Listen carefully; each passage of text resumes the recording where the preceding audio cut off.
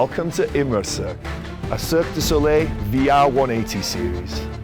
To fully immerse yourself into my world, go grab your VR headsets and follow me. My name is Barri Griffiths and I'm from Wales in the UK. Cymru am byth.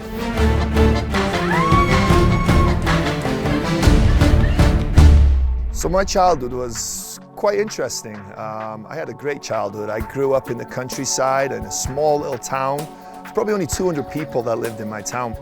So I don't know if many people know, but I was a professional wrestler with the WWE. I was there from 2010 until mid-2014, so I was there for 4 years. And my wrestling name was Mason Ryan. My transition from wrestling to Cirque du Soleil was by pure chance, to be honest with you. It was a lot of luck involved. I'd finished my contract with the WWE, but I still kept in good contact with a lot of people then.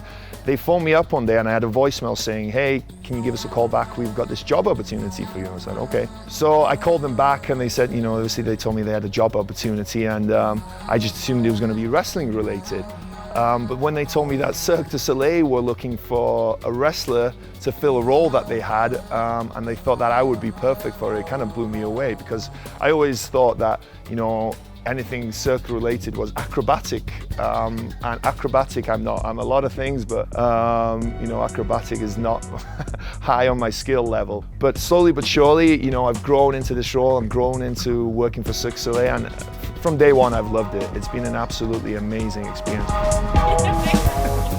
One of the most surprising things for working for Cirque when I came over here was, obviously I knew the artists wore makeup, but I just assumed, like most people would, that they had makeup artists doing it for you. So interestingly, the very first thing I learned when I went to Montreal before I came to Las Vegas was how to do my makeup. This was the first thing I learned because we have 80 artists on this show and they can't, you know, do everyone's makeup. So I was blown away and amazed that I would be doing my own makeup because I wasn't very good at it to start off with.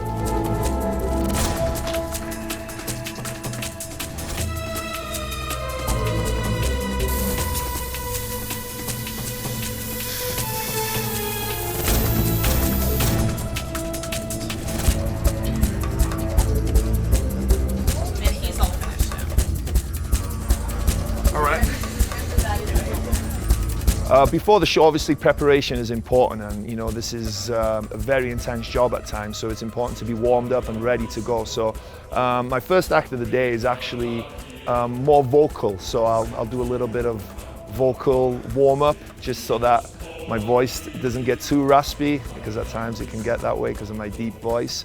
And then, you know, before every act, depending on what I'm doing in that act, I'll do various warm-ups. So a lot of it involves lifting. So, you know, I'll do a lot of shoulder warm-ups, some press-ups, maybe some bodyweight squats, just stuff to get the blood flowing and make sure that my limbs are ready for action.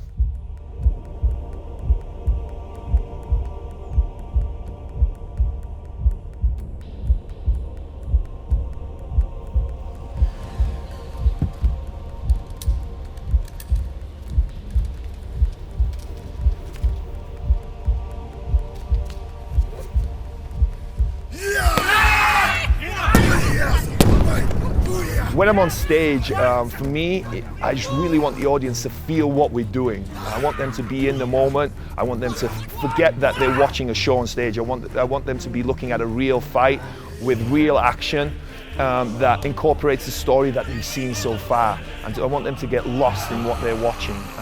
That's my goal every time I step on stage, and I try and treat it like it's the first time every time.